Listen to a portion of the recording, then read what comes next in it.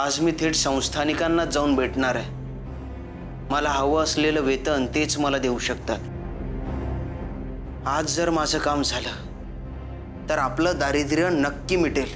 वीरने दिवसाच्या 500 मोहरा इतका अमाप मेहनताना आपल्याकडे मागितला, म्हणजे स्वामींचा इशाराही त्याच्याकडेच असणार।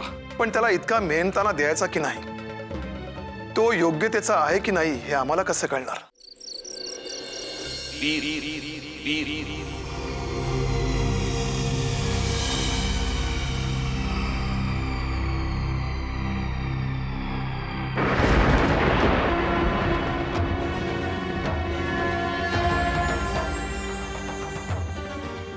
स्वामी आपण आम्ही तुला काही सांगावयास आलो आहोत। तुझ्या आयुष्यातील खडतर काळ आता संपलाय।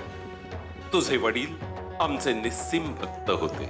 मृत्यूसमयी त्यांची प्रापंचिक अवस्था अत्यंत बिकट होती। आपल्या मुलाच्या भविष्याने ते अत्यंत व्याकुळ झाले होते।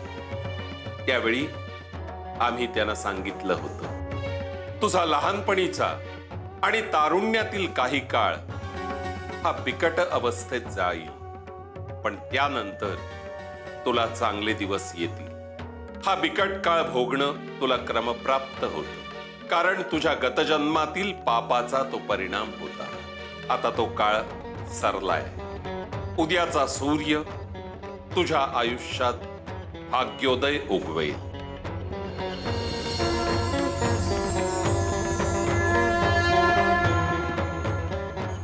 स्वामी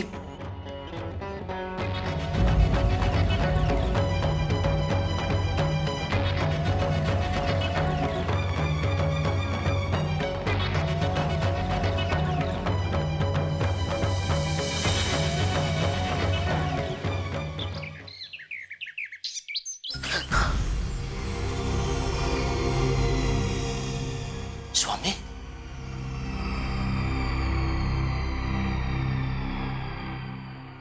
हे लता लता लता उठ ना। अगं मला तुला एक आनंदाची बातमी द्यायची। अहो असं एका रात्रीत घडलंय तरी काय? अगं आपले वाईट दिवस संपले, आता आपला भाग्योदय होणार आहे। आता हे तुम्हाला कोणी सांगितलं? अगं शेवटी स्वामींनाच आपली दया आली। काल रात्री ते माझ्या स्वप्नात आले होते। अय्या खरंच? हो। आपले दिवस पालटणार। गोपीबाळ गोपीबाळ उठ, आता तुला आम्ही हवं ते देऊ शकतो। नक्कीच देऊ शकतो, फक्त आपलं दैन्य दूर व्हायला हवं। अगं पण लता, आपलं दारिद्र्य दूर कसं करायचं, त्यासाठी काय प्रयत्न करायचे ते स्वामींनी सांगितलंच नाही। स्वामी मी काय करायला हवं? मला आयतं बसून काहीच नको। मला जे काही हवं ते माझ्या मेहनतीच्या आणि कष्टाच्या बळावर, आणि त्यासाठीच माझी सगळी धडपड चालू आहे। तुला आयतं बसून काहीही नकोय। शाबास वीर शाबास, तुझा हाच स्वभाव आम्हाला खूप आवडतो। अरे तू नुसता नावाचाच नाही, खरा खुरा वीर पुरुष आहे। तुझा तुझ्या हिमतीवर, तुझ्या सामर्थ्यावर विश्वास आहे। तू परिस्थितीशी झुंजायला, कठोर कष्ट उपसायला तयार आहे। आता तुला तसंच झुंजावं लागणार आहे। कठोर परिश्रमांना सामोरं जावं लागणार आहे, परीक्षा द्यावी लागणार आहे, तेव्हाच तुला त्याचं फळ मिळणार आहे। स्वामी मी विचार केला, आपला इशारा कुणाकडे आहे हेही कळलं। आपण वीरबद्दल बोलत होतात ना, त्याला आमच्या पदरी घ्यावं असं तुम्ही सांगत होतात। देर से आए लेकिन दुरुस्त आए। काय रे, पण तुला हे कळायला एवढी अक्कल चालवावी लागली? तुला गोष्ट सांगितली, सगळं सांगितलं, एवढ्या उशिरा कळलं तुला? स्वामी आपकी आज्ञा सर आखोबर, आम्ही त्या माणसाला आमच्या पदरी घेऊ। पण स्वामी त्या माणसाने मेहनताना म्हणून आवाच्या 1.25 आकडा सांगितलाय, ज्याला एवढे पैसे द्यायचे, एवढा तो माणूस योग्यतेचा असला पाहिजे। काम फार जोखमीच आहे स्वामी, त्यांनी विश्वासघात केला तर, त्यांनी धोका दिला तर? अरे राजा, तुला माणसाची पारख करता येते की नाही? 4 दिवस त्याला नोकरीवर ठेवून बघ, 4 दिवसांचा मेहनताना दे त्याला. जर तुला वाटलं की तो त्या तोडीचं काम करतोय तर त्याला कायम नोकरीत ठेव, नाही तो. पण स्वामी, परीक्षा घ्यायची म्हणजे? ठीक आहे, त्यासाठी आम्ही तुला मदत करू. स्वामी, आपण साऱ्याच अडचणी दूर केल्यात. आपण म्हणता तसंच होईल. मुनीमजी, जी. वीरला बोलावून घ्या. जशी आज्ञा.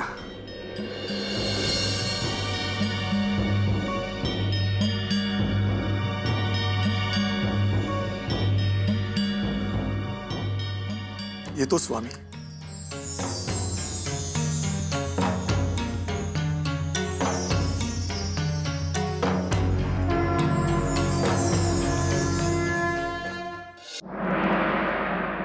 महाराज, आपण मला बोलवलंत. तुझी अट आम्हाला कबूल आहे. आम्ही तुला दररोज 500 मोहरा देऊ. आपण 4 दिवस काम बघू. ही अट तुला कबूल आहे? कबूल, एकदम कबूल. जसं काम करतो तसेच दाम बोलतो मी. आपण आधी माझं काम बघावं आणि मगच काय तो निर्णय घ्यावा. आम्हालाही तेच सांगायचंय. काम चोखपणे व्हायला हवं. त्यामध्ये कुठलीही दिरंगाई आणि कुचराई होता कामा नये. तुझ्या जिभेची ताकद पाहिली आम्ही. आता बुद्धीची आणि बाहूमधील ताकद आम्हाला पाहायची. महाराज, आपण निर्धास्त राहा. तक्रारीला अजिबात वाव देणार नाही मी. तन मन लावून काम करेन आणि त्यानंतर आपण मला कायमचं कामावर ठेवून घ्याल अशी खात्री आहे माझी. तुझा आत्मविश्वास वाखाणण्यासारखा आहे. मुनीमजी, जी.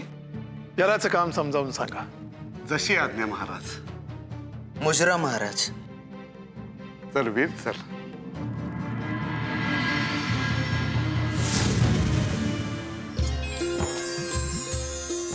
वीर, आता झालं ना तुझ्या मनासारखं? तुझ्या कामाचा तुला पाहिजे होता तेवढा मोबदला आता मिळणार. या क्षणापासून तुझं दारिद्र्य संपल्यात जमाय. रोज भरपूर सुवर्ण मुद्रा मिळणार तुला. लक्ष्मी तुझ्याकडे चालत येणार, तिचा वरदहस्त लाभणार तुला. पण हे काम एवढं सोपं नाही. त्याकरता तुला सिद्ध करून दाखवावं लागेल. तुझ्या परीक्षेचा काळ आतापासून सुरू होतोय. आणि वीर, तुझ्या एकट्याच्याच नाही, नरेंद्रा, तुझ्याही वर का. तुला अजून काही गोष्टी कळायच्याय. कळतील हळूहळू. महाराज, वीर कामावर रुजू झालाय. काय काम करायचं हे मी त्याला नीट समजावून सांगितलेलं आहे. शिवाय किती वेळ काम करायचं हेही सांगितलेलं आहे. घरी जाऊन येतो आणि नंतर कामावर रुजू होतो असं म्हणालाय तो. त्याला मी 500 मोहरा पण दिले आहेत. मुनीमजी, मला तुमचंही मत जाणून घ्यायचंय. तुम्हाला काय वाटतं त्या माणसाबद्दल? हा माणूस आपलं काम चोखपणे पार पाडू शकेल? महाराज, मला जर विचारा तर माझं मत वीरबद्दल अनुकूल असंच आहे. तो मनुष्य शूर आहे, निधड्या छातीचा आहे, शिवाय बुद्धिमान पण आहे. त्याला आपल्या सामर्थ्याविषयीची योग्य जाणीवही आहे. महाराज, म्हणूनच तो 500 मोहरांवर अडून बसला होता.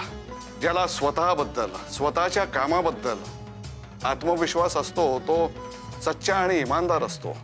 तो आपल्या विश्वासास नक्कीच पात्र होणार. त्यातून महाराज, आपण त्याची परीक्षा घ्यायचं ठरवलेलं आहेच. तेव्हा त्याच्याविषयीचा तर्क, त्यातला खरे खोटेपणा आपल्या समोर येईलच. मुनीमजी, स्वामी तर त्याची परीक्षा घेणारच आहेत म्हणे, पण आपणही पारखून घ्यायला हवं. तुम्ही एक काम करा मुनीमजी, त्याच्यावर पाळत ठेवा. कुठे जातो, काय करतो, या सगळ्या गोष्टींची खबर मला द्या. स्वामी परीक्षा घेणारच आहेत, पण आपणही पारखून घ्यायला हवा, नाही का? ठीक आहे, जशी आज्ञा महाराज.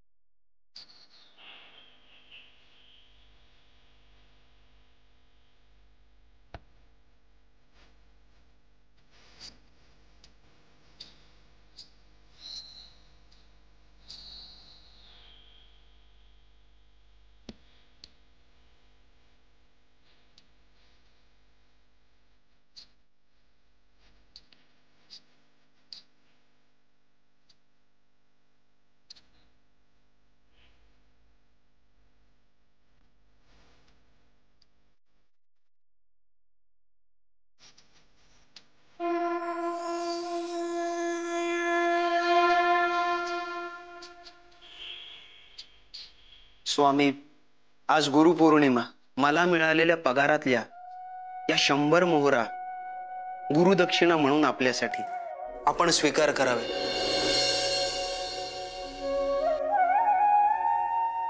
स्वामी, आपले आभार. स्वामी, तुमच्या गुरुकृपेमुळेच हे सर्व शक्य झालं. आपल्यासारखा गुरु या मानव जन्मात लाभणं हे माझं सर्वश्रेष्ठ भाग्य मी समजतो. संसारात राहूनही परमार्थ साधण्याचा योग्य मार्ग आपल्यासारखा गुरुच दाखवू शकतो. सर्व मोहपाशातून सुटका करून मोक्षापर्यंत पोहोचण्याचा भक्तिमार्ग आपल्यासारखा गुरुच दाखवू शकतो. म्हणूनच स्वामी, आपणच खऱ्या अर्थाने गुरुमाऊली आहात, जी वेळोवेळी भक्तांची काळजी घेते, भक्तांचं रक्षण करते. माझ्यासारख्या अंगरक्षकाची रक्षा करून आपण मला क्षत्रिय धर्म म्हणजे काय असतो तेही शिकवलंत. स्वामी, आज गुरुपौर्णिमेचा दिवस, माझ्यासाठी भाग्याचा दिवस. आजपासून मी माझ्या कामाला सुरुवात करतोय. मी माझं काम संपूर्ण शारीरिक आणि मानसिक मेहनतीने आणि अतिशय निष्ठेने पार पाडावं असे आशीर्वाद मला द्या. वीर, आज गुरुपौर्णिमेच्या दिवशी आमचे गुरु आशीर्वाद तुझ्या पाठीशी आहेत. वीर, आयुष्यात योग्य गुरु मिळणं हे जसं भाग्याचं असतं, तसंच उत्तम शिष्य होणं हे सुद्धा कठीण असतं.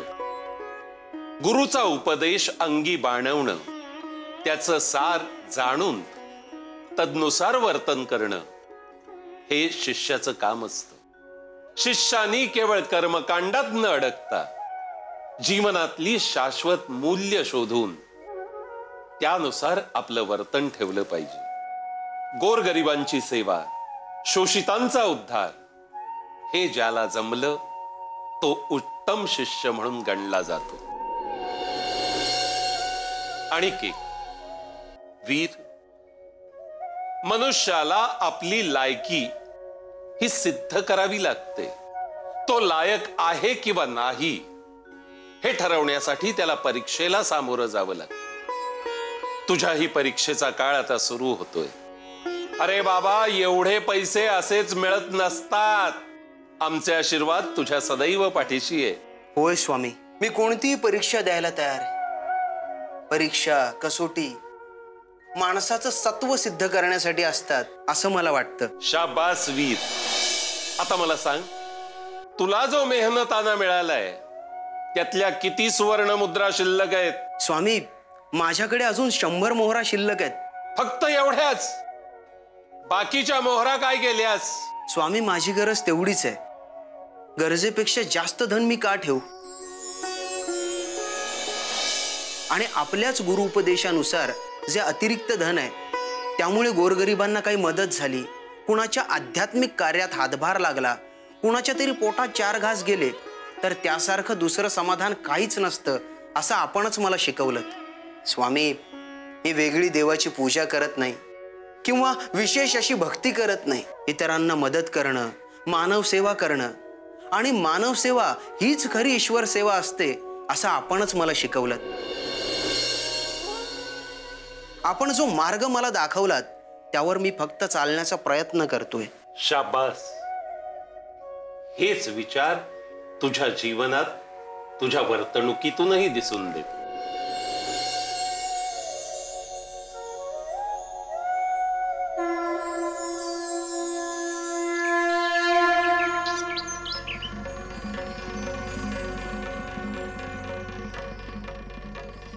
कुठे जायचे?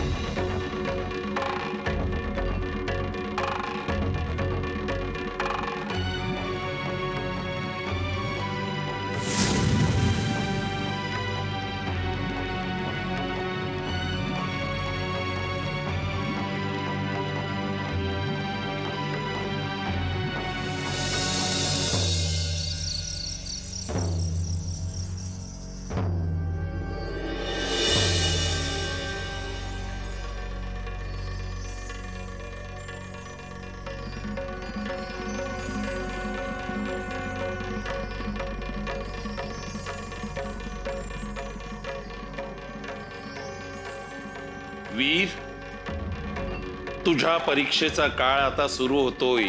म्हणाला होतास ना, परीक्षेला सामोरं जायला तू सिद्ध आहेस म्हणून. तुझे ते शब्द केवळ बुडबुडे होते की त्यात काही तथ्य होतं हे आता कळेल. त्या परिस्थितीला तू कसा सामोरा जातोयस, कसं तोंड देतोयस ते पाहायचंय आता. परिस्थितीचा दबाव वाढल्यावर तू जी प्रतिक्रिया देशील त्यावरून ठरणार आहे तू काच आहेस की हिरा. बघूया.